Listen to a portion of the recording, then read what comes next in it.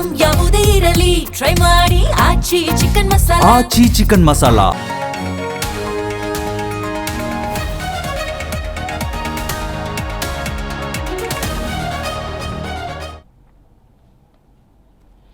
ನಮಸ್ಕಾರ, ji Kannada news DNA ಸ್ವಾಗತ. ನಾನು ಪ್ರವೀಣ್ ಕುಂಬಾರ್. ಇವತ್ತಿನ ಜೀ ಕನ್ನಡ ನ್ಯೂಸ್ DNA 3 ಸುದ್ದಿಗಳನ್ನು ವಿಶ್ಲೇಷಣೆ ಮಾಡ್ತಾ ಹೋಗೋಣ. ಮೊದಲ ಸುದ್ದಿ, ಆಸ್ ಯೂಶುವಲ್, ಅಮೆರಿಕ, ಇರಾನ್ ಮತ್ತು ಇಸ್ರೇಲ್ನ ಯುದ್ಧದ ಬೆಳವಣಿಗೆ. ಈ ಯುದ್ಧದ ಬೆಳವಣಿಗೆಯ ಭಾಗವಾಗಿ ಪಾಕಿಸ್ತಾನದ ರಾಜಧಾನಿ ಇಸ್ಲಾಮಾಬಾದ್ನಲ್ಲಿ ಇದೀಗ ಕದನ ವಿರಾಮದ ಕುರಿತಂತೆ ಸಭೆಗಳ ಮೇಲೆ ಸಭೆಗಳು. ಅಮೆರಿಕದ ರಕ್ಷಣಾ ಸಚಿವರು ಬಂದಿದ್ದಾರೆ, ಇರಾನ್ನ ಸ್ಪೀಕರ್ ಕೂಡ ಬಂದಿದ್ದಾರೆ, ವಿದೇಶಾಂಗ ಸಚಿವರು ಕೂಡ ಇಸ್ಲಾಮಾಬಾದ್ನಲ್ಲಿದ್ದಾರೆ. ಹಾಗಾದರೆ ಏನೆಲ್ಲ ಬೆಳವಣಿಗೆಗಳಾಯಿತು ಅದರ ಬಗ್ಗೆ ನೋಡೋಣ. ಎರಡನೆಯ ಸುದ್ದಿ, ಹಾರ್ಮುಜ್ ಜಲಸಂಧಿ ವಿಚಾರಕ್ಕೆ ಸಂಬಂಧಪಟ್ಟಂತೆ. ಹಾರ್ಮುಜ್ ಜಲಸಂಧಿಗೆ ಈ ಹಿಂದೆ ಹಾರ್ಮುಜ್ ಎನ್ನುವಂತಹ ರಾಜವಂಶಸ್ಥರು ಕೂಡ ಇದ್ದರು. ಅದಾದ ನಂತರ ಅದಕ್ಕೆ ಹಾರ್ಮುಜ್ ಎನ್ನುವಂತಹ ಹೆಸರು ಬಂತು. ಅದೆಲ್ಲ ಹೇಗೆ ಬಂತು, ಯಾರ ಆಡಳಿತದಲ್ಲಿತ್ತು, ಹೇಗೆ ಇದು ಹಾರ್ಮುಜ್ ಆಗಿ ಬದಲಾಯಿತು, ಅದರ ಬಗ್ಗೆ ನೋಡೋಣ. ಮೂರನೇ ಸುದ್ದಿ, ಬಿಹಾರದ ಮುಖ್ಯಮಂತ್ರಿ ನಿತೀಶ್ ಕುಮಾರ್ ರಾಜ್ಯಸಭಾ ಸದಸ್ಯರಾಗಿ ಇದೀಗ ಪ್ರಮಾಣ ವಚನ ಸ್ವೀಕಾರ ಮಾಡಿದ್ದಾರೆ. 14ನೇ ತಾರೀಕು ಮುಖ್ಯಮಂತ್ರಿ ಸ್ಥಾನಕ್ಕೆ ರಾಜೀನಾಮೆ ಕೊಡ್ತಾರೆ ಅನ್ನೋದು ಸುದ್ದಿ. What next? ಯಾರು ಮುಖ್ಯಮಂತ್ರಿ ಆಗ್ತಾರೆ ಬಿಹಾರದಲ್ಲಿ, ಯಾವೆಲ್ಲ ಸಮೀಕರಣಗಳಿದೆ, ಅದರ ಬಗ್ಗೆಯೂ ಕೂಡ ನೋಡ್ತಾ ಹೋಗೋಣ. ಮೊದಲ ಸುದ್ದಿ, ಇಸ್ಲಾಮಾಬಾದ್ನಲ್ಲಿ ನಡೀತಾ ಇರುವಂತಹ ಸಭೆ ಇದು.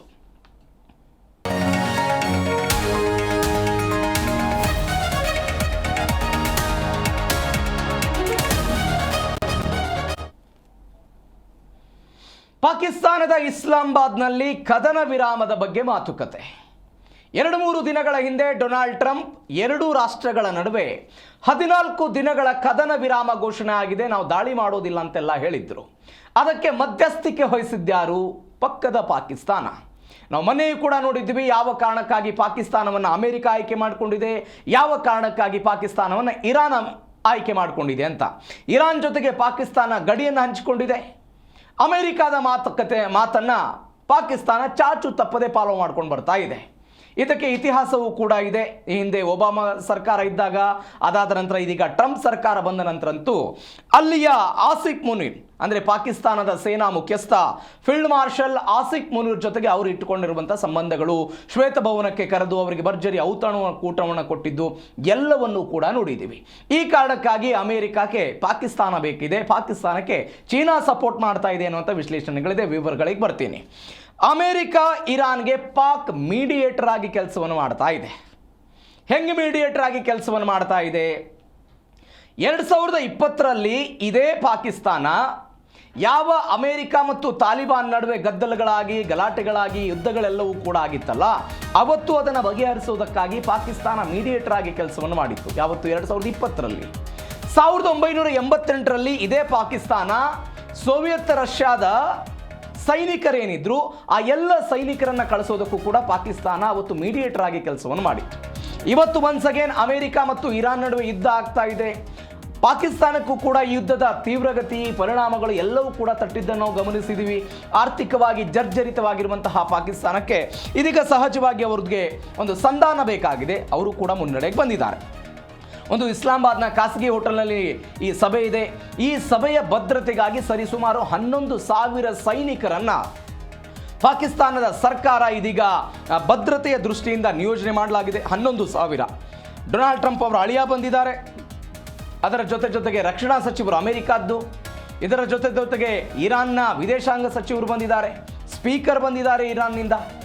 ಇವರೆಲ್ಲರೂ ಕೂಡ ಬಂದು ಸಭೆಯನ್ನು ಮಾಡ್ತಾ ಇದ್ದಾರೆ. ಈ ಸಭೆಯ ಉದ್ದೇಶ ಕೇವಲ ಕದನ ವಿರಾಮ 14 ದಿನಗಳಿಗೆ ಮಾತ್ರವಲ್ಲ, ಇದು ಶಾಶ್ವತ ಶಾಂತಿ ಆಗಬೇಕು. ಯಾಕಂದರೆ ಇರಾನ್ ಮತ್ತು ಅಮೆರಿಕದ ವಿರುದ್ಧ ಕಳೆದ ಅನೇಕ ದಶಕಗಳಿಂದ ಹೋರಾಟಗಳು, ಯುದ್ಧಗಳು 1953ರಿಂದ ಆಗ್ತಾ ಬರ್ತಾ ಇರೋದನ್ನು ಗಮನಿಸ್ತಾ ಇದ್ದೀವಿ. ಹೀಗಾಗಿ ಶಾಶ್ವತ ಶಾಂತಿಯ ಕಾರಣಕ್ಕಾಗಿ ಇಸ್ಲಾಮಾಬಾದ್ನಲ್ಲಿ ಫೀಲ್ಡ್ ಮಾರ್ಷಲ್ ಆಸಿಫ್ ಮುನೀರ್ ಅವರ ನೇತೃತ್ವದಲ್ಲಿ ಇಂಥದ್ದೊಂದು ಸಭೆ ಆಗ್ತಾ ಇದೆ. ಹಾಗಾದರೆ ಈ ಸಭೆಗೆ ಇರಾನ್ 4 ಕಂಡೀಷನ್ಗಳನ್ನು ಹಾಕಿದೆ. ಈ ಹಿಂದೆ ಒಂದು 10 ಪಟ್ಟಿಗಳನ್ನು ಕೊಟ್ಟಿದ್ರು, ಯಾವ್ಯಾವ ಬೇಡಿಕೆಗಳಿದೆ, ಅಮೆರಿಕ ಅದನ್ನು ಏನೇನು ಈಡೇರಿಸಬೇಕು ಅಂತ. ಇದೀಗ 4 ಕಂಡೀಷನ್ಗಳನ್ನು ಇಟ್ಟಿದ್ದಾರೆ. ಲೆಬನಾನ್ನಲ್ಲಿ ಇಸ್ರೇಲ್ ನಡೆಸ್ತಾ ಇರುವಂಥ ದಾಳಿ ಶಾಶ್ವತವಾಗಿ ನಿಲ್ಲಬೇಕು.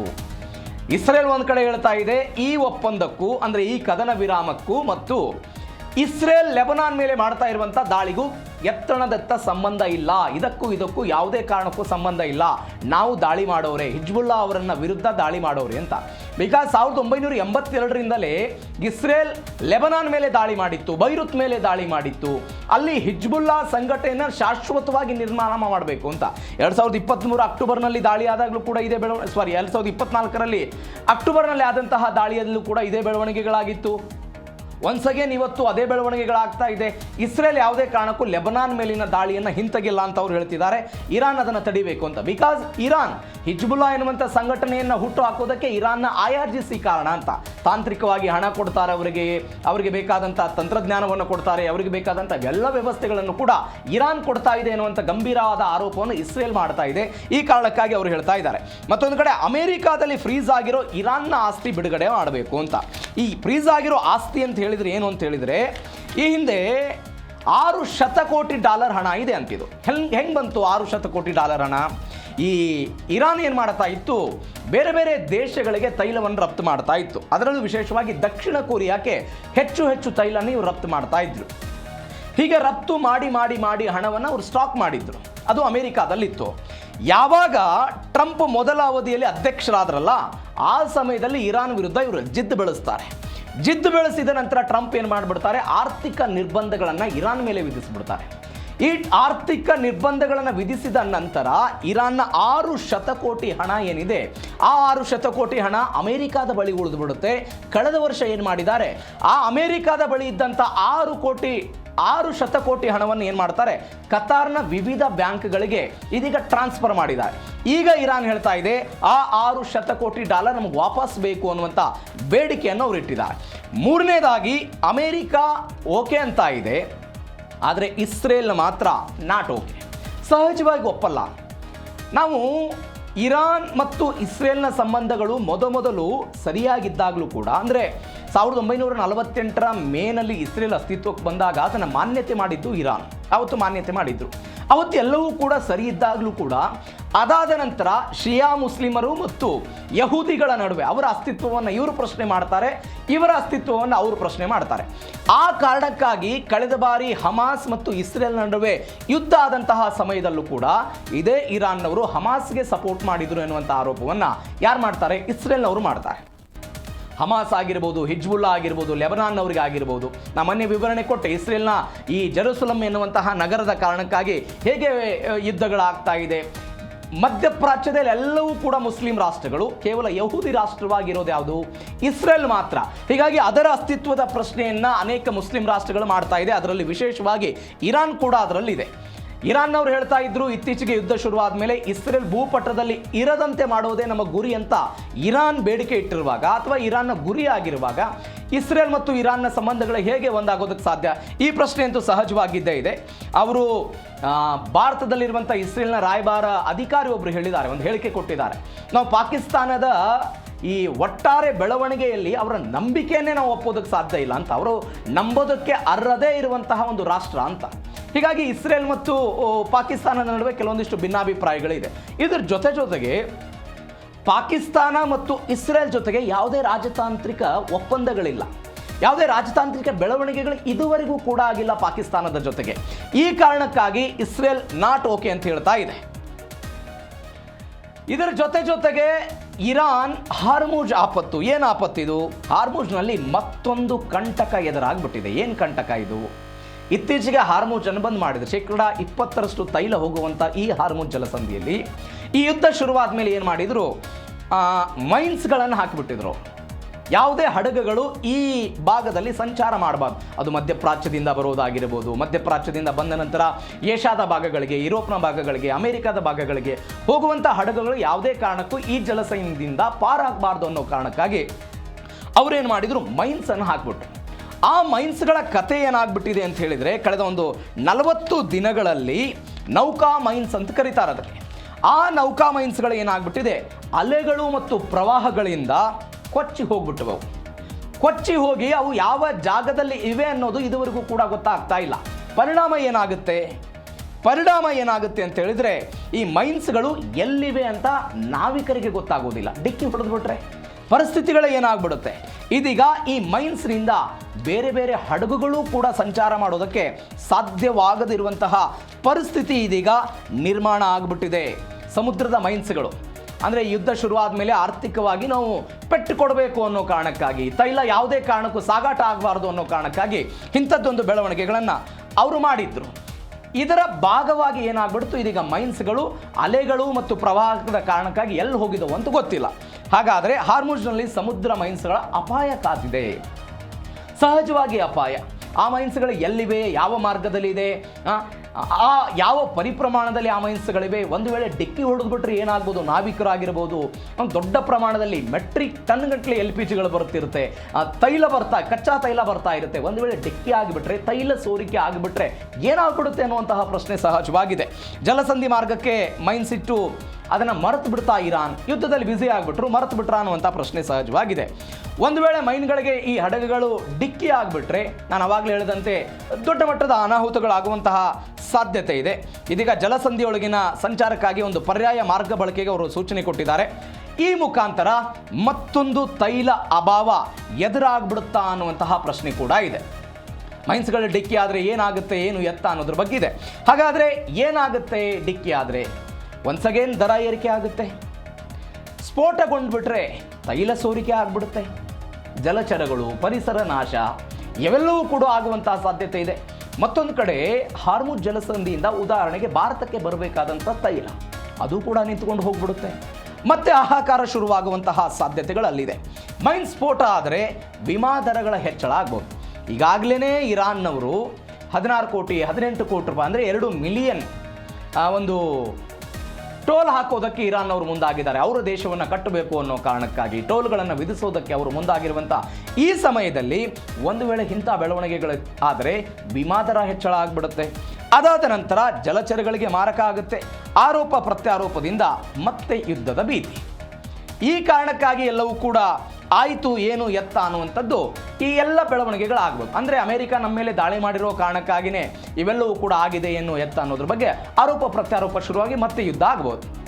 ಇವೆಲ್ಲದರ ನಡುವೆ ಒಂದು ಬೆಳವಣಿಗೆ ಏನು ಅಂದರೆ, ಸಂಧಾನದ ನಡುವೆ ಚೀನಾ ಡರ್ಟಿ ಗೇಮ್ ಆಡಿದೆ ಅಂತ. ಏನು ಡರ್ಟಿ ಗೇಮ್? ಚೀನಾ ಟ್ರಂಪ್ ಹೇಳ್ತಾ ಇರುವಂಥ ಪ್ರಕಾರ ಚೀನಾದವರು ಪಾಕಿಸ್ತಾನದವ್ರ ಜೊತೆಗೆ ಮಾತನಾಡಿದ್ದಾರೆ. ಯಾವ ಕಾರಣಕ್ಕಾಗಿ? ಕದನ ವಿರಾಮದ ವಿಚಾರಕ್ಕಾಗಿ ಅವರು ಮಾತನಾಡಿದ್ದಾರೆ ಎನ್ನುವಂಥ ಹೇಳಿಕೆಗಳನ್ನು ಅವರು ಕೊಟ್ಟಿದ್ದಾರೆ. ಇರಾನ್ಗೆ ಚೀನಾ ರಹಸ್ಯವಾಗಿ ಅತ್ಯಾಧುನಿಕ ಆಯುಧ ಪೂರೈಕೆ ಸಹಜವಾಗಿ ಗೊತ್ತಿದೆ. ಅದು ಇರಾನ್ಗೆ ರಷ್ಯಾ ಮತ್ತು ಚೀನಾ ಎರಡು ದೇಶಗಳು ಹಣಕಾಸು ಮತ್ತು ತಾಂತ್ರಿಕವಾಗಿ ಸಹಾಯ ಮಾಡಿದ್ದಾರೆ ಅಂತ ಕೆಲ ವಿಶ್ಲೇಷಣೆಗಳು ಯುದ್ಧ ಶುರುವಾದ ಮೇಲೆ ಬಂದಿತ್ತು. ಬಿಕಾಸ್ ಚೀನಾ ಇರಾನ್ನಿಂದ 90% ತೈಲವನ್ನು ಖರೀದಿ ಮಾಡುತ್ತೆ. ಒಂದು ಮಿತ್ರ ರಾಷ್ಟ್ರವಾಗಿದೆ ಚೀನಾ ಮತ್ತು ಇರಾನ್. ರಷ್ಯಾ ಮತ್ತು ಇರಾನ್ ಕೂಡ ಮಿತ್ರ ರಾಷ್ಟ್ರವಾಗಿದೆ. ನೀವೊಂದು ಸ್ಕ್ವೇರಲ್ಲಿ ಅದನ್ನು ನೀವು ತ್ರಿಕೋನಾಕೃತಿಯಲ್ಲಿ ನೋಡೋದಾದರೆ ರಷ್ಯಾ, ಚೀನಾ ಮತ್ತು ಅಮೆರಿಕಾದ ನಡುವೆ ಜಾಗತಿಕವಾಗಿ ಪೈಪೋಟಿ ಆಗ್ತಾ ಇದೆ. ಜಾಗತಿಕವಾಗಿ ಪೈಪೋಟಿ ಆಗ್ತಾ ಇರುವಂಥ ಈ ಸಮಯದಲ್ಲೂ ಕೂಡ ನೀವು ರಷ್ಯಾ ಮತ್ತು ಉಕ್ರೇನ್ ಯುದ್ಧ ನಡೆದಾಗ ಅಮೆರಿಕ ಯಾರ ಪರವಾಗಿತ್ತು? America, Ukraine. ಈ ಎಲ್ಲ ಬೆಳವಣಿಗೆಗಳ ನಡುವೆ ಇವತ್ತು ಚೀನಾ ಸಹಜವಾಗಿ ಪೂರೈಕೆ ಮಾಡಿದೆ ಅನ್ನುವಂಥ ಲೆಕ್ಕಾಚಾರಗಳಿದೆ. ಮತ್ತೊಂದು ಕಡೆ ರಹಸ್ಯ ಮಾರ್ಗಗಳ ಮುಖಾಂತರ ಶಸ್ತ್ರಾಸ್ತ್ರಗಳನ್ನು ಸಾಗಾಟ ಮಾಡಿದ್ರ ಅನ್ನುವಂಥ ಪ್ರಶ್ನೆ ಇದೆ. ಆದರೆ ಈ ಆರೋಪಗಳನ್ನು ಚೀನಾ ಮಾತ್ರ ತಳ್ಳಿ ಹಾಕಿದೆ. ಭಾರತದ ವಿರುದ್ಧ ಅಂದರೆ ಭಾರತ ಪಾಕಿಸ್ತಾನದ ವಿರುದ್ಧ ಆಪರೇಷನ್ ಸಿಂಧೂರ್ ಮಾಡಿದಾಗಲೂ ಕೂಡ ಅವರು ಡ್ರೋನ್ಗಳನ್ನು ಕೊಟ್ಟಿದ್ದು ಗೊತ್ತಿದೆ. ಆ ಡ್ರೋನ್ಗಳು ಟುಸ್ ಪಟಾಕಿ ಆಗಿದ್ದು ಕೂಡ ನಮಗೆಲ್ಲ ಗೊತ್ತಿದೆ. ಬಟ್ ಚೀನಾ ಮಾತ್ರ ಇದನ್ನು ಯಾವತ್ತೂ ಕೂಡ ಒಪ್ಪಿಕೊಳ್ಳೋದಿಲ್ಲ. ಇದು ಜೀ ಕನ್ನಡ ನ್ಯೂಸ್ನ DNA ಮೊದಲ ಸುದ್ದಿ. ಎರಡನೇ ಸುದ್ದಿ ಹಾರ್ಮುಜ್ ಜಲಸಂಧಿ ವಿಚಾರಕ್ಕೆ ಸಂಬಂಧಪಟ್ಟಂತೆ ಕಳೆದ ಅನೇಕ ದಿನಗಳಿಂದ ಚರ್ಚೆ ಆಗ್ತಾ ಇರುವಂಥ ವಿಚಾರ, ಇರಾನ್ ಹಾರ್ಮುಜ್ನಲ್ಲಿ ಟೋಲನ್ನು ಸಂಗ್ರಹ ಮಾಡುತ್ತೆ. ಇದಕ್ಕೆ ಅಂತಾರಾಷ್ಟ್ರೀಯ ಕಾನೂನುಗಳು ಏನು ಹೇಳುತ್ತೆ ಅನ್ನೋದನ್ನು ನಾವು ನೋಡಿದ್ವಿ. ಅಂತಾರಾಷ್ಟ್ರೀಯ ಸಾಗರ ನಿಯಮಗಳು ಏನು ಹೇಳುತ್ತೆ, ವಿಶ್ವಸಂಸ್ಥೆ ಏನು ಹೇಳುತ್ತೆ, ಎಲ್ಲದರ ಬಗ್ಗೆ ಡೀಟೇಲ್ಸ್ ನೋಡಿದ್ದೇವೆ ನಾವು. ಆದರೆ ವಿಪರ್ಯಾಸ ಅಂತ ಹೇಳಿದರೆ ಮೊದಲ ಬಾರಿಗೆ ಹಾರ್ಮುಜ್ನಲ್ಲಿ ಟೋಲ್ ಸಂಗ್ರಹಕ್ಕೆ ಮುಂದಾಗಿಲ್ಲ. ಯಾಕೆ ಅಂತ ಹೇಳಿದರೆ 10ನೇ ಶತಮಾನದಿಂದಲೂ ಕೂಡ ಈ ಹಾರ್ಮುಜ್ ಎನ್ನುವಂತಹ ಜಲಸಂಧಿಯಲ್ಲಿ ಆಯಾ ಪ್ರದೇಶವನ್ನು ಆಳಿದಂತಹ ರಾಜರುಗಳು ಸುಂಕ ವಸೂಲಾತಿ ಮಾಡಿದೆ. ಬ್ರಿಟಿಷರು ಮಾಡಿದ್ದಾರೆ, ಫ್ರೆಂಚರು ಮಾಡಿದ್ದಾರೆ. ಆ ಬುಡೇವಾ ಅನ್ನುವಂಥ ಒಂದು ಸಮುದಾಯ, ಒಂದು ರಾಜವಂಶಸ್ಥರು, ಅವರು ಕೂಡ ಇಲ್ಲಿ ಸುಂಕವನ್ನು ವಸೂಲಾತಿ ಮಾಡಿದ್ದಾರೆ.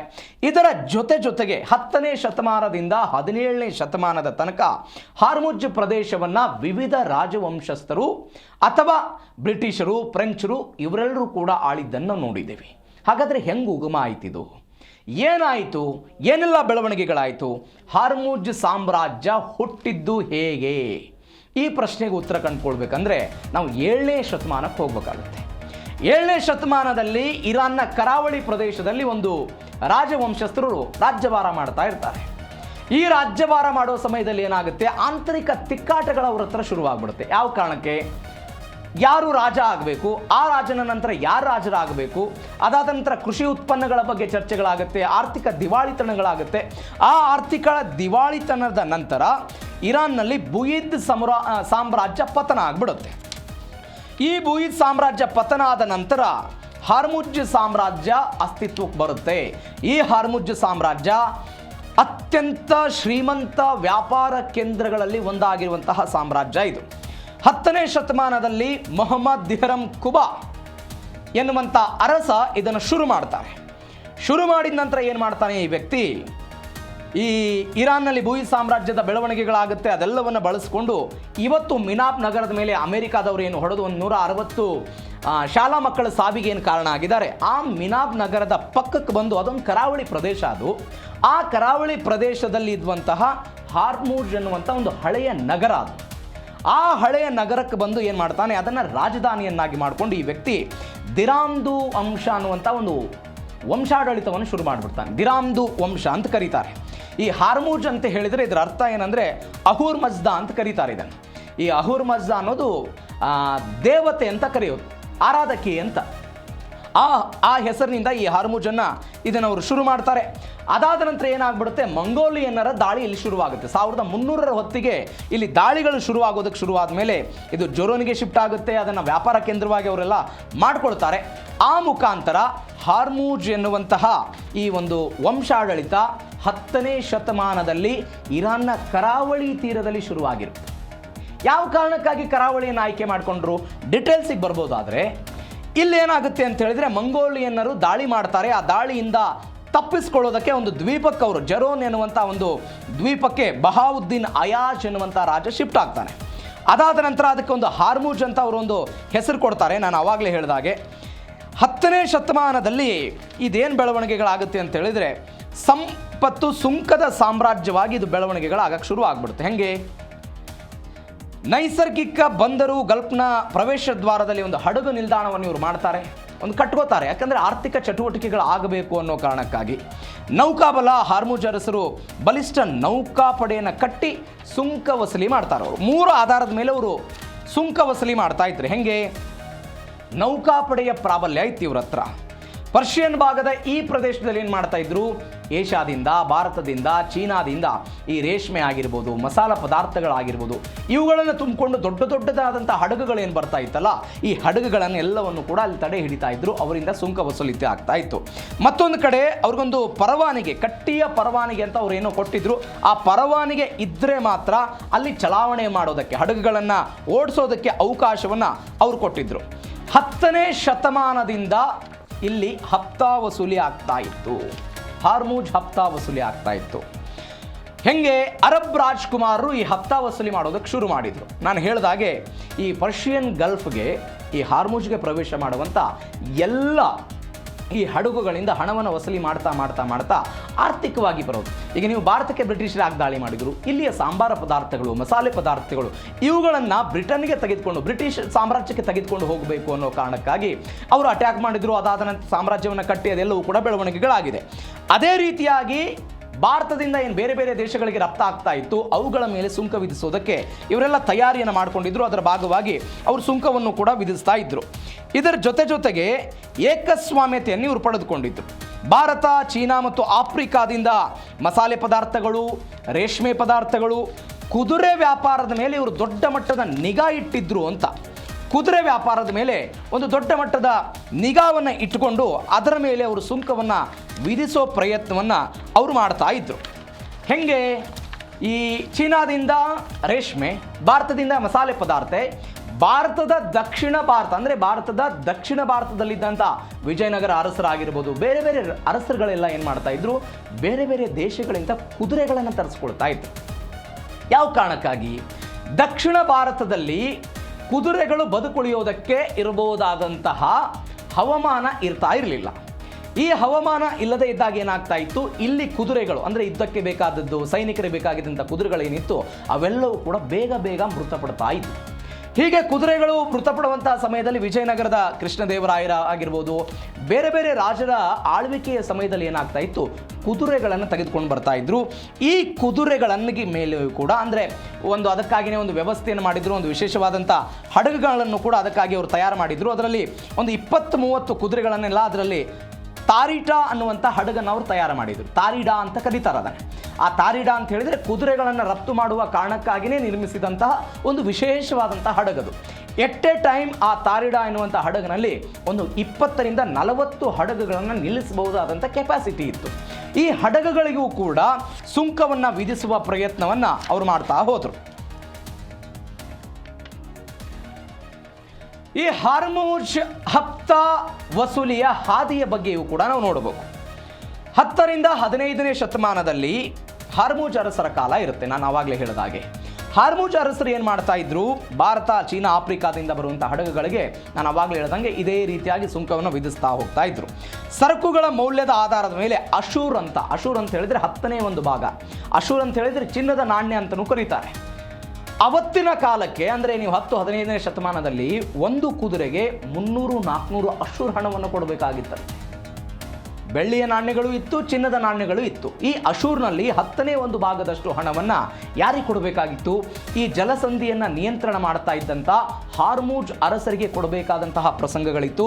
ಆ ಮುಖಾಂತರವೂ ಕೂಡ ಹಾರ್ಮುಜ್ ಅರಸರು ಹಣವನ್ನು, ಸುಂಕವನ್ನು ವಸೂಲಿ ಮಾಡ್ತಾ ಇದ್ರು. ಇಲ್ಲಿ ಅರಬ್ ದೇಶಗಳಿಂದ ಬರುವಂತಹ ಕುದುರೆಗಳಿಗೆ ವಿಪರೀತವಾಗಿ ಸುಂಕವನ್ನು ಅವರು ಹಾಕ್ತಾ ಇದ್ರು. ನಾ ಕುದುರೆಗಳ ಕತೆ ಹೇಳ್ತಾ ಇದ್ದೆ. ನಿಮಗೆ ಒಂದು ವರದಿ ಇದೆ, 1506ರಲ್ಲಿ ಈ ಹಾರ್ಮುಜ್ ಜಲಸಂಧಿಯ ಮುಖಾಂತರ 3000 ಕುದುರೆಗಳು ಬಂದಿತ್ತು. ಆದರೆ ನೀವು ಒಂದು ಸ್ವಲ್ಪ ವರ್ಷಗಳ ನಂತರ 1567ಕ್ಕೆ ಹೋದರೆ 10,000 ಕುದುರೆಗಳು ಈ ಹಾರ್ಮುಜ್ ಮುಖಾಂತರ ಭಾರತಕ್ಕೆ ಬಂದಿದೆ ಅಂತ. ನಿಮ್ಗೆ ವಿಪರ್ಯಾಸ ಅಂತ ಹೇಳಿದರೆ ಈ 20ರಿಂದ 40 ಕುದುರೆಗಳನ್ನು ನಿಲ್ಲಿಸುವಂಥ ವ್ಯವಸ್ಥೆಗಳನ್ನು ಏನು ಮಾಡ್ತಾ ಇದ್ರು, ಇವರೆಲ್ಲರೂ ಕೂಡ ಅಲ್ಲಿ ಒಂದು ವರದಿ ಹೇಳುತ್ತೆ, ಅಲ್ಲಿರುವಂತಹ ನಾಯಕರುಗಳು ಆ ಹಾರ್ಮುಜ್ ಜಲಸಂಧಿಯ ಮುಖಾಂತರ ಈ ಕುದುರೆಗಳಿಗೆ ಭಾರತದಲ್ಲಿ ಏನಾದರೂ ಆದರೆ ಅದಕ್ಕೆ ಟ್ರೀಟ್ಮೆಂಟ್ ಕೊಡೋದಕ್ಕೆ ಒಬ್ಬರು ವೈದ್ಯರು ಬೇಕಲ್ಲ, ಡಾಕ್ಟರ್ ಬೇಕಲ್ಲ, ಡಾಕ್ಟರ್ಗಳನ್ನೇ ಕಳಿಸ್ತಾ ಇರಲಿಲ್ಲ ಅಂತ. ಯಾವ ಕಾರಣಕ್ಕಾಗಿ, ಒಂದು ವೇಳೆ ಡಾಕ್ಟರ್ಗಳನ್ನು ಭಾರತಕ್ಕೆ ಕಳಿಸಿಬಿಟ್ರೆ ಆ ಕುದುರೆ ಚೇತರಿಕೆ ಕಾಣುತ್ತೆ, ನಮ್ಮಿಂದ ಇವರು ಕುದುರೆಗಳನ್ನು ಕಡಿಮೆ ಪ್ರಮಾಣದಲ್ಲಿ ಖರೀದಿ ಮಾಡ್ತಾರೆ, ಆ ಮುಖಾಂತರ ಹಾರ್ಮುಜ್ಗೆ ಅದು ಹೊಡೆತ ಬೀಳುತ್ತೆ ಅನ್ನೋ ಕಾರಣಕ್ಕಾಗಿ ವೈದ್ಯರುಗಳನ್ನು ಕಳಿಸ್ತಾ ಇರಲಿಲ್ಲ ಭಾರತಕ್ಕೆ. ಅದರ ಬದಲಾಗಿ ಇಲ್ಲಿ ಅನಾರೋಗ್ಯಕ್ಕೀಡಾದಂತಹ ಕುದುರೆ ಮೃತಪಡ್ತಿತ್ತು. ಅದರ ಭಾಗವಾಗಿ ಹೊಸ ಹೊಸ ಕುದುರೆಗಳನ್ನು ತರಿಸ್ಕೊಳ್ತಾ ಇದ್ರು. ಇದು ಕೂಡ ಅವರಿಗೆ ಆದಾಯದ ಮೂಲವಾಗಿ ಪರಿಣಮಿಸಿಬಿಟ್ಟಿತ್ತು. ಹಾಗಾದರೆ ಇದೀಗ ಕಾನೂನಾತ್ಮಕ ಸವಾಲುಗಳು ಇರಾನ್ಗೆ ಇದೆ. ಇದ್ರ ಬಗ್ಗೆ ನಾವು 2 ದಿನಗಳ ಹಿಂದೆಯೂ ಕೂಡ ಚರ್ಚೆ ಮಾಡಿದ್ದೀವಿ. ಅಂತಾರಾಷ್ಟ್ರೀಯ ಸಾಗರ ನಿಯಮ ಏನು ಹೇಳುತ್ತೆ, ಆ ನಿಯಮದ ಪ್ರಕಾರ ಯಾವುದೇ ಕಾರಣಕ್ಕೂ ಕೂಡ ಈ ರೀತಿಯಾಗಿ ದಂಡವನ್ನು ಅಥವಾ ಹಣವನ್ನು ವಸೂಲಿ ಮಾಡೋದಕ್ಕೆ ಅವಕಾಶ ಇಲ್ಲ. ಈ ಅಂತಾರಾಷ್ಟ್ರೀಯ ಸಾಗರ ನಿಯಮ ಆರ್ಟಿಕಲ್ 42 ಮತ್ತು ಆರ್ಟಿಕಲ್ 44ರ ಪ್ರಕಾರ ಯಾವುದೇ ಕಾರಣಕ್ಕೂ ವಿಧಿಸಬಾರದು ಅನ್ನೋ ನಿಯಮ ಇದೆ. ಆದರೆ ಇರಾನ್ ಮತ್ತು ಅಮೆರಿಕ ಈ ಆರ್ಟಿಕಲ್ 42 ಮತ್ತು ಆರ್ಟಿಕಲ್ 44ಗೆ ಇದುವರೆಗೂ ಸೈನ್ ಮಾಡಿಲ್ಲ ಅಂತ. ಆದರೆ ಇದೇ ನಿಯಮಗಳ ಪೈಕಿ ಒಂದು ಹೇಳುತ್ತೆ, ಪರಿಸರ ಸಂರಕ್ಷಣೆ, ತೈಲ ಸೋರಿಕೆ, ನಾವು ಹಡಗುಗಳಿಗೆ ರಕ್ಷಣೆ ಕೊಡ್ತೀವಿ, ಅಲ್ಲೇನೋ ಅಭಿವೃದ್ಧಿ ಮಾಡ್ತೀವಿ, ತೈಲ ಸೋರಿಕೆ ಆಗಿದೆ ಅದನ್ನು ನಾವು ಕ್ಲೀನ್ ಮಾಡಿಸ್ಬೇಕು, ಆ ಜಲಸಂಧಿಯ ಸುತ್ತಲೂ ಇರುವಂತಹ ಪರಿಸರ ಹಾನಿಯಾಗಿದೆ ಅದನ್ನು ನಾವು ಮತ್ತಷ್ಟು ಅಭಿವೃದ್ಧಿ ಮಾಡಬೇಕು, ಈ ಕಾರಣಗಳಿಗಾಗಿ ಕೆಲವೊಂದಿಷ್ಟು ಹಣವನ್ನು ಪಡೆದುಕೊಳ್ಳಬಹುದು ಅನ್ನುವಂತಹ ಈ ಹಣವನ್ನು ಪಡೆದುಕೊಳ್ಳೋದಕ್ಕೆ ಅಲ್ಲಿ ಅವಕಾಶ ಇದೆ. ಆದರೆ ಇದನ್ನು ಹೇಗೆ ಪಡೆದುಕೊಳ್ತಾರೆ ಅದು ಸದ್ಯಕ್ಕಿರುವಂತಹ ಪ್ರಶ್ನೆ. ಬಟ್ಟು ಕೆಲವೊಂದಿಷ್ಟು ಕಾನೂನಾತ್ಮಕ ತೊಡಕುಗಳಿದೆ. ಇವುಗಳನ್ನು ಬಗೆಹರಿಸಿಕೊಂಡು ಇರಾನನ್ನು ಕಟ್ಟೋದಕ್ಕೆ ಅವರೇನೋ ಹಣ ವಸೂಲಿ ಮಾಡ್ತಾರಂತೆ. ಅದೆಷ್ಟರ ಮಟ್ಟಿಗೆ ಸತ್ಯ ಆಗುತ್ತೆ, ಏನಾಗುತ್ತೆ ಅನ್ನೋದು ಸದ್ಯಕ್ಕಿರುವಂಥ ಕುತೂಹಲ. ಇನ್ನು DNA ಅಲ್ಲಿ 3ನೇ ಸುದ್ದಿ ನಿತೀಶ್ ಕುಮಾರ್ ಅವರಿಗೆ ಸಂಬಂಧಪಟ್ಟಂಥ ಸುದ್ದಿ.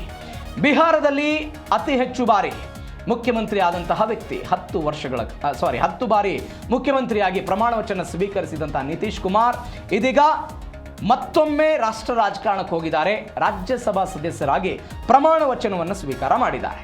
ಈಗ ಒಬ್ಬ ನಾಯಕ ಮುಖ್ಯಮಂತ್ರಿ ಆಗಿದ್ದವರು ರಾಷ್ಟ್ರ ರಾಜಕಾರಣಕ್ಕೆ ಹೋದರೆ ವಾಟ್ ನೆಕ್ಸ್ಟ್? ಈಗ ಯಡಿಯೂರಪ್ಪನವರು ರಾಜ್ಯದ ಮುಖ್ಯಮಂತ್ರಿ ಆಗಿದ್ದಾಗ 75 ವರ್ಷ ಆಯಿತು, ನಿವೃತ್ತಿ ಆದರು. ಅವರ ನಂತರ ಯಾರು ಮುಖ್ಯಮಂತ್ರಿ ಅನ್ನೋ ಪ್ರಶ್ನೆ ಬಂದಾಗ ದೊಡ್ಡ ಮಟ್ಟದ ಸಂಚಲನಗಳಾಗಿತ್ತು, ಬೇರೆ ಬೇರೆಯವರ ಹೆಸರುಗಳು ಕೇಳಿ ಬಂದಿತ್ತು. ಕೊನೆಗೆ ಕರ್ನಾಟಕದಲ್ಲಿ ಬಸವರಾಜ ಬೊಮ್ಮಾಯಿ ಮುಖ್ಯಮಂತ್ರಿ ಆಗಿದ್ದನ್ನು ನೋಡಿದ್ದೀವಿ. ಒನ್ಸ್ ಅಗೇನ್ ಅದೇ ರೀತಿಯಾಗಿ ಮಧ್ಯಪ್ರದೇಶದಲ್ಲಿ ಶಿವರಾಜ್ ಸಿಂಗ್ ಚೌಹಾಣ್ ಮಾಮ ಅಂತವರನ್ನು ಕರೀತಾ ಇದ್ರು. ಅನೇಕ ವರ್ಷಗಳಿಂದ ಸತತವಾಗಿ ಗೆದ್ದು ಬಂದು ಮಧ್ಯಪ್ರದೇಶದ ಮುಖ್ಯಮಂತ್ರಿ ಆಗಿದ್ದರು. ಅವರ ನಂತರ ಯಾರು ಅನ್ನುವಂತಹ ಪ್ರಶ್ನೆ ಬಂದಾಗ ಅಲ್ಲಿಯೂ ಕೂಡ ಉತ್ತರವನ್ನು ತೆಗೆದುಕೊಂಡಿದ್ದಾರೆ. ಇದರ ಜೊತೆಗೆ ಬಿಹಾರದಲ್ಲಿ ಯಾರು ಮುಖ್ಯಮಂತ್ರಿ ಆಗಬಹುದು? ಇದೀಗ ನಿತೀಶ್ ರಾಜ್ಯಸಭೆಗೆ ಎಂಟ್ರಿ ಕೊಟ್ಟಿದ್ದಾರೆ. ಸಿಎಂ ಹುದ್ದೆ ಸುಂಟರಗಾಳಿ. 1974ರಲ್ಲಿ ಜನತಾ ಅಂದರೆ JP ಚಳವಳಿ ಏನಾಗಿತ್ತು, ಆ JP ಚಳವಳಿಯ ಮುಖಾಂತರ ರಾಜಕಾರಣಕ್ಕೆ ಬಂದಂತಹ ನಿತೀಶ್ ಕುಮಾರ್ ಶಾಸಕರಾಗ್ತಾರೆ. ಶಾಸಕರಾದ ನಂತರ 85ನೇ ಇಸ್ವಿಯಲ್ಲಿ ಅವರು ಶಾಸಕರಾಗಿದ್ದರು. 10 ಬಾರಿ CM ಆಗಿದ್ದಾರೆ. ಇದರ ಜೊತೆಗೆ ಏನಾಗಿದೆ, ಇದೀಗ CM ನಿತೀಶ್ ಕುಮಾರ್ ರಾಜ್ಯಸಭೆಯ ಸದಸ್ಯರಾಗಿ ಪ್ರಮಾಣ ವಚನವನ್ನು ಸ್ವೀಕಾರ ಮಾಡಿದ್ದಾರೆ. ಸಹಜವಾಗಿ ಬಿಜೆಪಿಯವರು ಅಭ್ಯರ್ಥಿಯ ಹುಡುಕಾಟದಲ್ಲಿದ್ದಾರೆ. ಯಾವ ಕಾರಣಕ್ಕಾಗಿ? 89 ಸ್ಥಾನಗಳನ್ನು ಬಿಜೆಪಿ 2025 ಅಂದರೆ ಬಿಹಾರ ವಿಧಾನಸಭಾ ಚುನಾವಣೆಯಲ್ಲಿ ಈ ಬಾರಿ ಅವರು ಗೆದ್ದಿದ್ದಾರೆ. 89 ಸ್ಥಾನಗಳನ್ನು ಗೆದ್ದಿರುವಂತಹ ಬಿಜೆಪಿ ಸಹಜವಾಗಿ ದೊಡ್ಡ ಪಾರ್ಟಿ ಆಗಿದೆ. ಅಂದರೆ ಕಡಿಮೆ ಸ್ಥಾನಗಳನ್ನು JDU 85 ಸ್ಥಾನ ಗಳಿಸಿತ್ತು. ಆದರೆ ಒಪ್ಪಂದದಂತೆ ನಿತೀಶ್ ಕುಮಾರ್ ಮುಖ್ಯಮಂತ್ರಿ ಆಗಿದ್ದರು. ಇದೀಗ ನಿತೀಶ್ ಕುಮಾರ್ ಏನು ಮಾಡಿದ್ದಾರೆ, ರಾಜ್ಯಸಭೆಗೆ ಹೋಗ್ತಾ ಇದ್ದಾರೆ. ಇದ್ರ ಜೊತೆಗೆ ನಿತೀಶ್ ಕುಮಾರ್ ಏನು ಮಾಡಿದ್ದಾರೆ, ಅವರ ಮಗ ನಿಶಾಂತ್ ಕುಮಾರ್ನನ್ನು ಕೂಡ ರಾಜಕಾರಣಕ್ಕೆ ಕರೆದುಕೊಂಡು ಬಂದಿದ್ದಾರೆ. ನಿಶಾಂತ್ ಕುಮಾರ್ ರಾಜಕಾರಣಕ್ಕೆ ಕರೆದುಕೊಂಡು ಬಂದಿದ್ದಾರೆ. ಅವರನ್ನು JDUನಲ್ಲಿ ಸಕ್ರಿಯ ಮಾಡಿದ್ದಾರೆ. ಇವೆಲ್ಲವೂ ಕೂಡ ಆಗಿದೆ. ಆದರೆ ಬಿಜೆಪಿ ಈ ರಾಜ್ಯವನ್ನು ಉಳಿಸ್ಕೊಳ್ಬೇಕು ಅನ್ನೋ ಪ್ರಯತ್ನದಲ್ಲಿದೆ. ಯಾಕಂದರೆ ಬಿಜೆಪಿ ಇದುವರೆಗೂ ಕೂಡ ಬಿಹಾರದಲ್ಲಿ ಮುಖ್ಯಮಂತ್ರಿ ಆಗಿಲ್ಲ. ಬಿಜೆಪಿಯ ಯಾವೊಬ್ಬ ವ್ಯಕ್ತಿಯೂ ಕೂಡ ಬಿಹಾರದಲ್ಲಿ ಮುಖ್ಯಮಂತ್ರಿ ಆಗಿಲ್ಲ. ಹಾಗಾದರೆ ನಿತೀಶ್ ಉತ್ತರಾಧಿಕಾರಿ ಆಯ್ಕೆಗೆ ಅಪಸ್ವರಗಳು ಕೇಳಿ ಬರ್ತಾ ಇದೆ. ನಿತೀಶ್ ಕುಮಾರ್ ಒಂದು ಸಭೆಯಲ್ಲಿ, ಅಂದರೆ ಬಹಿರಂಗವಾದಂತಹ ಒಂದು ಸಭೆ ಇದು, ಆ ಸಭೆಯಲ್ಲಿ ಸಾಮ್ರಾಟ್ ಚೌಧರಿ ಅವರ ಹೆಗಲ ಮೇಲೆ ಕೈ ಹಾಕಿ ಒಂದು ಮಾತು ಹೇಳಿದರು. ಏನಂತ? ನನ್ನ ಮುಂದಿನ ಎಲ್ಲ ಕೆಲಸಗಳನ್ನು ಸಾಮ್ರಾಟ್ ಚೌಧರಿ ಮುಂದುವರಿಸ್ಕೊಂಡು ಹೋಗ್ತಾರೆ, ಪಕ್ಷವನ್ನು ಇವರು ಮುನ್ನಡೆಸ್ತಾರೆ, ಬಿಹಾರವನ್ನು ಮುನ್ನಡೆಸ್ತಾರೆ ಅಂತ ಹೇಳಿದರು. ಆ ಮುಖಾಂತರ ಒಂದು ಸುಳಿವನ್ನು ಕೊಡೋ ಪ್ರಯತ್ನ ಮಾಡಿದ್ರು. ಏನಂತ? ಮುಂದಿನ ಮುಖ್ಯಮಂತ್ರಿ ಇವರೇ ಆಗ್ತಾರೆ ಅಂತ. ಈಗ ಡೆಪ್ಯೂಟಿ CM ಇದ್ದಾರೆ ಚೌಧರಿ. ಆದರೆ ಇದೀಗ ಈ ಹೆಸರಿಗೆ ಕೆಲವೊಂದಿಷ್ಟು ಅಪಸ್ವರಗಳು ಕೇಳಿ ಬರ್ತಾ ಇದೆ. ಯಾವ ಕಾರಣಕ್ಕಾಗಿ ಅಪಸ್ವರ ಅಂತ ಹೇಳಿದರೆ, ಇವರು ಮೊದಲು RJDಯಲ್ಲಿದ್ದರು, JDUನಲ್ಲಿದ್ದರು. ಈ ಪಾರ್ಟಿಗಳ ನಂತರ ಬಿಜೆಪಿಗೆ ಇವರು ಪ್ರವೇಶ ಮಾಡಿದ್ದಾರೆ. ಈ ಕಾರಣಕ್ಕಾಗಿ ರಾಷ್ಟ್ರೀಯ ಸ್ವಯಂ ಸೇವಕ ಸಂಘ ಇದನ್ನು ವಿರೋಧಿಸ್ತಾ ಇದೆ. ಹೊರಗಿನಿಂದ ಬಂದವರಿಗೆ ಮುಖ್ಯಮಂತ್ರಿ ಸ್ಥಾನ ಕೊಡೋದು ಬೇಡ ಎನ್ನುವಂತಹ ವರದಿಯನ್ನು RSS ಕೊಟ್ಟಿದೆ ಅನ್ನುವಂಥದ್ದು ಒಂದು. ಎರಡನೆಯದ್ದು, ಇವರ ವಿರುದ್ಧ ಕೆಲವೊಂದಿಷ್ಟೇನೋ ಪ್ರಕರಣಗಳಿವೆ ಅಂತೆ. ಈ ಕ್ಲೀನ್ ಇಮೇಜ್ ಇರುವಂಥ ವ್ಯಕ್ತಿಗಾಗಿ ನಾವು ಹುಡುಕಾಟವನ್ನು ನಡೆಸೋಣ, ಅವ್ರಿಗೆ ಕೊಡೋಣ ಅನ್ನುವಂಥದ್ದು ಇದೆ. ಮತ್ತೊಂದೇನಿದೆ, ಸಾಮ್ರಾಟ್ ಚೌಧರಿ ತನ್ನದೇ ಆದಂತಹ ಪಡೆಯನ್ನು ಎಲ್ಲಿಟ್ಕೊಂಡಿದ್ದಾರೆ, ಬಿಹಾರದಲ್ಲಿದೆ. ಒಂದು ಸಂಘಟನಾತ್ಮಕವಾಗಿ ಅವರು ಪ್ರಬಲವಾಗಿದ್ದಾರೆ. ಜಾತಿಯ ಕಾರಣಕ್ಕಾಗಿಯೂ 5% ಓಟ್ ಇರುವಂತಹ ಜಾತಿಯಿಂದ ಬಂದಿದ್ದಾರೆ ಅವರು. ಹೀಗಾಗಿ ಕೇಂದ್ರದ ನಾಯಕತ್ವವನ್ನು ಕೇಳುವಂತಹ ಮುಖ್ಯಮಂತ್ರಿ ಒಬ್ಬರು ರಾಜ್ಯಕ್ಕಿರಲಿ ಅನ್ನುವಂಥ ಅಭಿಪ್ರಾಯ ವ್ಯಕ್ತವಾಗಿದೆ ಅಂತೆ. ಈ ಜಾತಿ ವಿಚಾರಕ್ಕೆ ಹೋದರೆ ಬಿಜೆಪಿಗಿಂತಲೂ ಕೂಡ JDUಗೆ ಸಪೋರ್ಟ ಸಿಗುತ್ತೆ, ಅವರಿಗೆ ಅವಕಾಶ ಸಿಕ್ಕಿಬಿಡುತ್ತೆ. ಹೀಗಾಗಿ ಅವರು ಬೇಡ ಅಂತ ಕೆಲವೊಂದಿಷ್ಟು ವಿರೋಧ ಇದೆ ಅಂತೆ. ಇದರ ಜೊತೆಗೆ ಕೆಲವೊಂದಿಷ್ಟು ಜನರ ಹೆಸರು ಈ ಪ್ರಕರಣದಲ್ಲಿ ಅಥವಾ ಮುಖ್ಯಮಂತ್ರಿಯ ರೇಸ್ಗೆ ಕೇಳಿ ಬರ್ತಾ ಇದೆ. ಹಾಗಾದರೆ ಯಾರವರು? 5 ಹೆಸರುಗಳು ಮುಂಚೂಣಿಯಲ್ಲಿದೆ. ಒನ್ಸ್ ಅಗೇನ್ ನಾವು ನೋಡಿದ್ವಿ, ಸಾಮ್ರಾಟ್ ಚೌಧರಿ ಅವರು ಉಪಮುಖ್ಯಮಂತ್ರಿ ಆಗಿದ್ದಾರೆ. ಈ ಹಿಂದೆಯೂ ಕೂಡ ಅವರು ಅನೇಕ ಖಾತೆಗಳನ್ನು ಅನುಭವಿಸಿದ್ರು. ವಿಜಯ್ ಕುಮಾರ್ ಸಿನ್ಹಾ ಅವರ ಹೆಸರು ಕೇಳಿ ಬರ್ತಾ ಇದೆ ಈ ಪ್ರಕರಣದಲ್ಲಿ. ಅವರು ಕೂಡ ಶಾಸಕರಾಗಿ ಆಯ್ಕೆ ಆದವರು. ಅದಾದ ನಂತರ ಅನೇಕ ಸಚಿವ ಸ್ಥಾನವನ್ನು ಕೂಡ ಅವರು ಅನುಭವಿಸಿದ್ರು. ಅವರ ಹೆಸರು ಕೂಡ ವಿಜಯ್ ಕುಮಾರ್ ಸಿನ್ಹಾ ಅವ್ರದ್ದು ಬರ್ತಾ ಇದೆ. ಅವರು ಮಾಜಿ ಸ್ಪೀಕರ್ ಆಗಿದ್ದರು. 2010ರಿಂದ ಶಾಸಕರಾಗಿ ಆಯ್ಕೆಯಾಗಿ ಬರ್ತಿದ್ದಾರೆ. ದಿಲೀಪ್ ಜೈಸ್ವಾಲ್ ಸಚಿವರವರು ಇದೀಗ ಬಿಜೆಪಿಯ ಸ್ಟೇಟ್ ಪ್ರೆಸಿಡೆಂಟ್ ಆಗಿ ಕೆಲಸವನ್ನು ಮಾಡಿದ್ದಾರೆ. ಅಮಿತ್ ಶಾ ಅವರಿಗೆ ಆಪ್ತರು. 3 ಬಾರಿ MLC ಆಗಿ ಆಯ್ಕೆಯಾಗಿದ್ದಾರೆ. ನಿತ್ಯಾನಂದ್ ರೈ ಕೇಂದ್ರ ಗೃಹ ಖಾತೆ ರಾಜ್ಯ ಸಚಿವರಾಗಿದ್ದಾರೆ. ಇವರು ಕೇಂದ್ರದಲ್ಲಿದ್ದಾರೆ. ಇದೀಗ ಯಾದವ ಸಮುದಾಯದಿಂದ ಬರ್ತಾ ಇರೋರು. RJDಯ ಈ ಮತ ಬ್ಯಾಂಕ್ ಯಾದವ ಸಮುದಾಯದ RJD ಅವ್ರ ಕಡೆ, ತೇಜಸ್ವಿ ಯಾದವ್ ಕಡೆ ಏನು ಹೋಗ್ತಾರೆ, ಅವರನ್ನು ಸೆಳಿಬೇಕು ಅನ್ನೋ ಕಾರಣಕ್ಕಾಗಿ ನಿತ್ಯಾನಂದ್ ರೈ ಅವರ ಹೆಸರಲ್ಲಿ ಕೇಳಿ ಬರ್ತಾ ಇದೆ. ಬಿಜೆಪಿಯ ಪ್ರೆಸಿಡೆಂಟ್ ಆಗಿ ಅವರು ಕೆಲಸವನ್ನು ಮಾಡಿದ್ರು. ಮಂಗಲ್ ಪಾಂಡೆ ಆರೋಗ್ಯ ಸಚಿವರವರು ಬಿಜೆಪಿಯ ಮಾಜಿ ಅಧ್ಯಕ್ಷರು ನಡ್ಡಾ ಅವರಿಗೆ ಅತ್ಯಾಪ್ತರಾಗಿದ್ದಾರೆ. ಹೀಗಾಗಿ ಇವರೆಲ್ಲರ ಹೆಸರುಗಳು ಕೂಡ ಇದೀಗ ಬಿಹಾರದಲ್ಲಿ ಕೇಳಿ ಬರ್ತಾ ಇದೆ.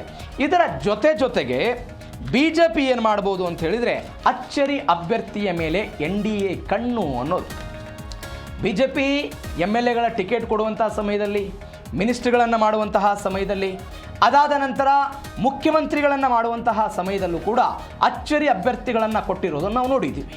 ಅದೇ ರೀತಿ ಮಧ್ಯಪ್ರದೇಶದಲ್ಲಿ ಡಾಕ್ಟರ್ ಮೋಹನ್ ಯಾದವ್ ಅವರು 3 ಬಾರಿ MLA ಆಗಿದ್ದಂಥ ಡಾಕ್ಟರ್ ಮೋಹನ್ ಯಾದವ್ಗೆ ಅಲ್ಲಿ ಅವಕಾಶವನ್ನು ಕೊಟ್ಟರು, ಅವರು ಚೀಫ್ ಮಿನಿಸ್ಟರ್ ಆಗಿದ್ದಾರೆ.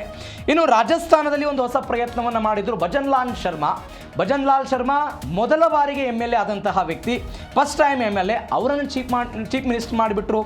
ಛತ್ತೀಸ್ಗಢದಲ್ಲಿ ವಿಷ್ಣುದೇವ್ ಸಾಯಿ ಅಂತ ಬುಡಕಟ್ಟು ಸಮುದಾಯಕ್ಕೆ ಸೇರಿರುವಂಥ ವ್ಯಕ್ತಿ, ಆ ವ್ಯಕ್ತಿಯನ್ನು ಕರೆದುಕೊಂಡು ಬಂದು ರಾಜಸ್ಥಾನದಲ್ಲಿ ಕಾಂಗ್ರೆಸ್ ಆಡಳಿತ ಇದ್ದು ಅದಾದ ನಂತರ BJP ಅಧಿಕಾರಕ್ಕೆ ಬಂದಾಗಲೂ ಕೂಡ ಅಲ್ಲಿ ಛತ್ತೀಸ್ಗಢದಲ್ಲಿ ಎಲ್ಲ ಬೆಳವಣಿಗೆಗಳಾಗಿತ್ತು. ಅದಾದ ನಂತರ ಅವರು ಬುಡಕಟ್ಟು ಸಮುದಾಯದ ವ್ಯಕ್ತಿಯೊಬ್ಬರಿಗೆ ಒಂದು ಅವಕಾಶವನ್ನು ಕೊಟ್ಟಿದ್ದಾರೆ. ಇದೀಗ ದಲಿತ ಸಮುದಾಯಗಳಿಂದ ಹೊಸ ಆಯ್ಕೆ ಸಾಧ್ಯತೆ ಅಂತ ಹೇಳ್ತಿದ್ದಾರೆ. ಬಿಕಾಸ್ ಬೇರೆ ಬೇರೆ ಉತ್ತರ ಪ್ರದೇಶದ ಚುನಾವಣೆ ಬರ್ತಾ ಇದೆ, ಗೋವಾದ ಚುನಾವಣೆ ಬರುತ್ತೆ, ಪಂಚರಾಜ್ಯಗಳ ಚುನಾವಣೆ ಬರ್ತಾ ಇದೆ. ಈ ಕಾರಣಕ್ಕಾಗಿ ಅವ್ರದ್ದೆಲ್ಲ ಇದೆ. ಸಂಜೀವ್ ಚೌರಾಸಿಯಾ, ಜನಕ್ರಾಮ್, ರಾಮ್ ನಿಷಾದ್ ಇವರೆಲ್ಲರ ಹೆಸರು ಕೂಡ ಇದೀಗ ಮುನ್ನೆಲೆ ಇದೆ. ಇವರೆಲ್ಲರೂ ಕೂಡ ಶಾಸಕರಾಗಿದ್ದಾರೆ. ಇದರ ಜೊತೆಗೆ ಬಿಹಾರದಲ್ಲಿ BJPಗೆ ಅಧಿಕಾರದ ಚುಕ್ಕಾಣಿ. ಹಿಂದೆ ಏನಾಗಿತ್ತು, 2010ರಲ್ಲಿ ಅನಿಸುತ್ತೆ, ಬಿಹಾರದಲ್ಲಿ BJP ಅತಿ ಸ್ಥಾನಗಳನ್ನು ಗೆದ್ದಿತ್ತು.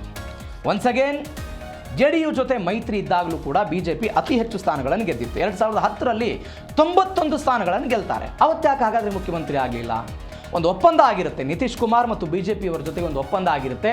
ಯಾರು ಎಷ್ಟೇ ಸ್ಥಾನಗಳನ್ನು ಪಡೆದುಕೊಂಡರೂ ಕೂಡ ಗೊತ್ತಿಲ್ಲ, ನಿತೀಶ್ ಕುಮಾರ್ ಮುಖ್ಯಮಂತ್ರಿ ಆಗಬೇಕು ಅಂತ. ಅವತ್ತು ಅತಿ ಹೆಚ್ಚು ಸ್ಥಾನಗಳನ್ನು ಗೆದ್ದಾಗಲೂ ಕೂಡ ನಿತೀಶ್ ಕುಮಾರ್ಗೆ BJP ತನ್ನ ಮುಖ್ಯಮಂತ್ರಿ ಸ್ಥಾನವನ್ನು ಬಿಟ್ಟುಕೊಟ್ಟಿತ್ತು. ಒನ್ಸ್ ಅಗೇನ್ 2026ರಲ್ಲಿ ಏನಾಗಿದೆ, 2026ರಲ್ಲೂ ಕೂಡ JDU 88 ಗೆದ್ದರು, BJP 89 ಗೆದ್ದಿದೆ, 4 ಸೀಟ್ ಎಕ್ಸ್ಟ್ರಾ ಇದೆ. ಆದರೂ ಕೂಡ ಒಪ್ಪಂದದಂತೆ ನಿತೀಶ್ ಕುಮಾರ್ ಅವರಿಗೆ ಮುಖ್ಯಮಂತ್ರಿ ಸ್ಥಾನವನ್ನು ಕೊಟ್ಟಿದ್ದಾರೆ.